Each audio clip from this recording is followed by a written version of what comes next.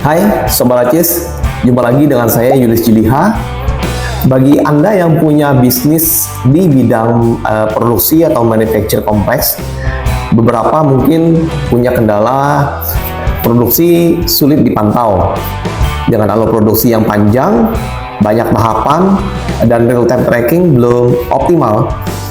Pengelolaan bahan baku dan biaya rumit.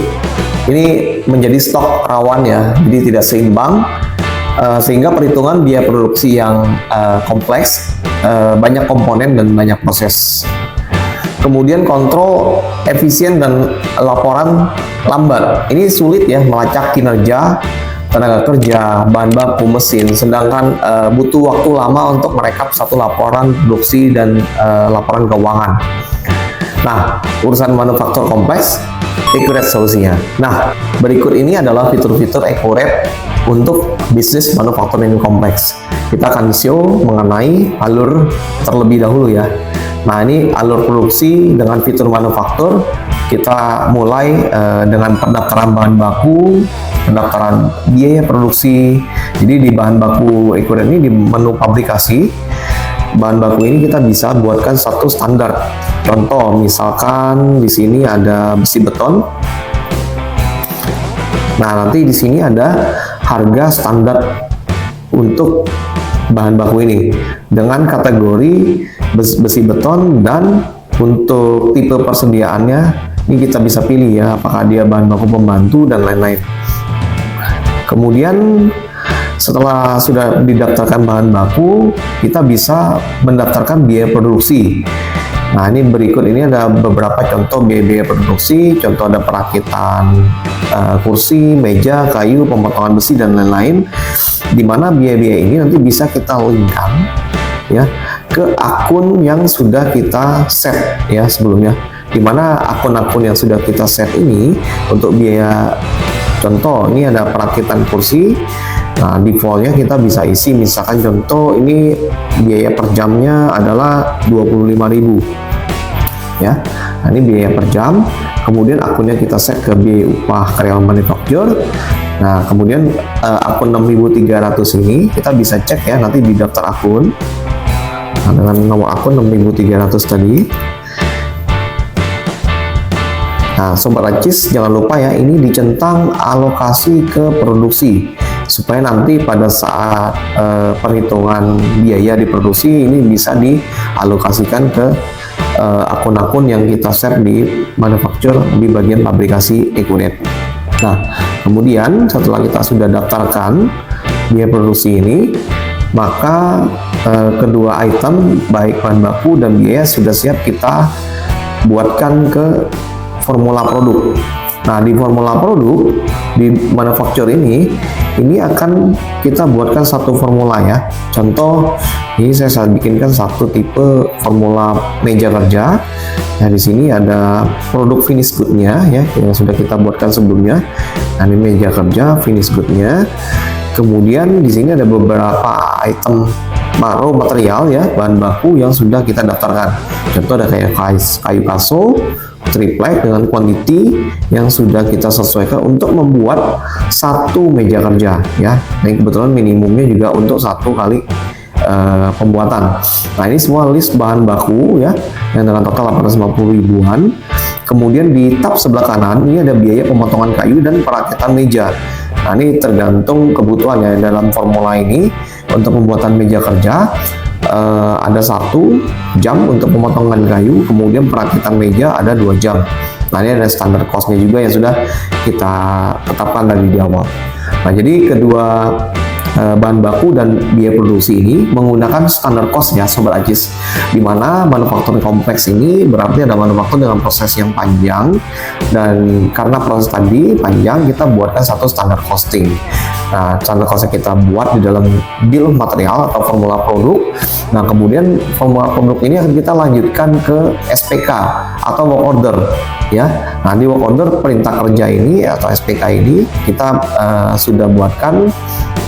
Ini satu contoh ya, ini tanggal mulai SPK-nya, jadi start date-nya dari tanggal sekian, kemudian diselesaikan tanggal sekian dengan persen in charge-nya Budi Ya, ini dengan departemen bagian rakitan untuk mengerjakan formula yang tadi. Ya, jadi ini kita sudah browse ya, kita pilih ya formula yang sudah kita buat tadi. Kemudian kita buat meja kerjanya sebanyak 10. Maka otomatis bahan baku yang dipakai akan dikalikan ya, 10 dikalikan kuantiti formula yang tadi. Nah, ini papan lapisnya menjadi 20 karena sebelumnya formula untuk papan lapis adalah 4.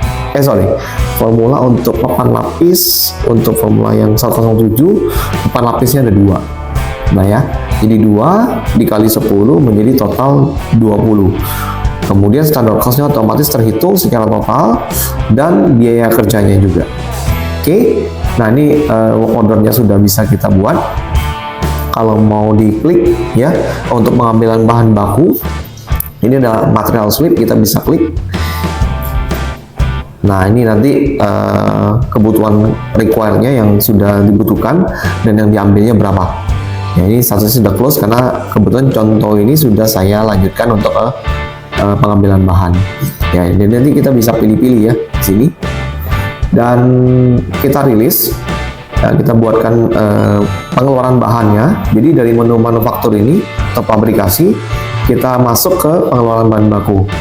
Nah, pengeluaran bahan baku ini kita bisa rilis barang-barangnya berdasarkan formula yang sudah kita buat sebelumnya. Ya, ini kita klik. Nah, kemudian bisa pilih parsial juga ya, Sobat Ajis. Nah, ini kalau mau parsial ada beberapa, kita bisa pilih pekerjaannya. Nah, kebetulan ini sudah saya ambil semua. Dan material list ini kita bisa pilih nanti dari gudang yang mana yang kita mau ambil gitu. Oke, sudah kita rilis bahan bakunya, otomatis nanti akan terjadi jurnal ya, terjadi jurnal seperti ini ya. Ini persediaan dalam proses manufaktur atau WIP pada persediaan yang sudah kita kreditkan ya. Jadi ini masuk ke WIP manufacture.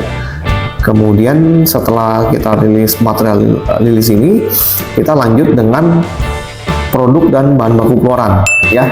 Jadi Sobat Ajis, di sini ada kita listing barang-barang yang sudah jadi ya. Kita bisa masuk, kita pilih nomor work ordernya ya, ini nomor work order tadi. Kemudian resultnya menjadi 10 meja kerja. Nah, otomatis total biaya 17 juta sekian kan dibagi dengan total quantity 10. Jadi dalam contoh kita menjadi porsi 100% selesai ya. Tetapi kalau dalam pengerjaan ini ada beberapa bahan baku yang kembali, nanti bisa menggunakan fitur get reversal ya. Ini kalau misalkan ada bahan baku yang kelebihan. Contoh untuk sekrupnya ternyata lebih, ada 2 atau 3 gitu. Atau lisikunya ada lebih. Nah, ini bisa dikembalikan. Tapi kalau misalkan dipakai full, maka ini tidak perlu dicentang ya. Ini fitur dari Equate satu untuk pengembalian bahan baku yang kembali ke gudang. Nah, setelah produk menjadi, otomatis akan terjadi jurnal inventory di debit pada WIP ya. Jadi meja kerja ini masuk ke dalam inventory kita ya sebagai bahan baku bangunan. Kemudian WIP-nya dibalik senilai 17 sekian. Oke, nah dengan ini otomatis satu alur pabrikasinya sudah selesai, sudah jadi material list. Nah, kita bisa lihat hasilnya di bagian persediaan ya. Jadi di barang jasa kita bisa searching untuk meja kerja yang 004. Oke, ini meja kerja 002 sekian. Oke, jadi 10. Kita bisa lihat history barangnya. Nah, ini masuk menunjukkan tahun. Nah, dari produk riset nomor 1000 ya. Jadi ini masuk dari sini ya. Oke, nah kita bisa cek juga barang ini. Nah, ini harga per unitnya, HPP-nya atau nilai barangnya 1707 ya di sebelah kanan ya, dengan harga total harga pokok 17.070.000. Oke, nah kemudian selanjutnya ini kita bisa lanjut ke menu penjualan untuk di DO kan atau dikirimkan barangnya. Nah, kita sudah lihat alur proses dari pabrikasi tadi, mulai dari bahan baku, biaya produksi, formula produk, SPK, work order atau perintah kerja, pengeluaran bahan baku, dan bahan baku finish good atau bahan baku keluaran. Nah, berikut ini kita lanjut ke laporan produksi ya. Nah, untuk laporan produksi pabrikasi kita bisa cek dari daftar laporan yang di atas. Kemudian kita masuk ke laporan pabrikasi. Nah, di dalam laporan pabrikasi ini ada banyak jenis-jenis laporan ya, mulai dari ada production request schedule, material request schedule, standar dan actual cost dari nilai formula, kemudian dari work order ini ada rilis ya, rilis persediaan, dan result dari nilai hasil produksi dari work order, dan ada daftar untuk rincian formula, work order detail, rincian daftar pengeluaran bahan baku, produk result hasil dari produksi ini, dan ada laporan-laporan seperti WIP work in process pada saat work order, dan WIP by inventory ya, per barang, per work order. Dan kita juga bisa mencek satu laporan khusus di dalam pabrikasi ini, yaitu varian produksi by WO. Jadi varian ini nanti dihasilkan dari standar yang sudah kita tetapkan di dalam bill of material ya, nilai barang di dalam formula produk ini yang tadi. Nah, ini kan totalnya, yang di sebelah kanan adalah standar cost ya. Kemudian kita bandingkan ya dengan actual cost. Ya, jadi varian ini membandingkan dengan actual cost. Actual cost adalah nilai sesungguhnya pembelian barang. Nanti tergantung metode persediaan kita ya. Jadi variannya terjadi perhitungan antara selisih dari standar cost dengan actual cost pembelian barang, tergantung metode persediaan kita, apakah rata-rata atau first in first out. Oke. Dan terakhir ini kita bisa lihat dari harga pokok produksinya. Nah, demikian laporan dari manufacturing accurate yang kompleks. Kita sudah lihat sampai ke laporan. Oke. Nah, selanjutnya ada ringkasan rincian dari selisih nilai produksi, juga nanti bisa kita cek di laporan final ini.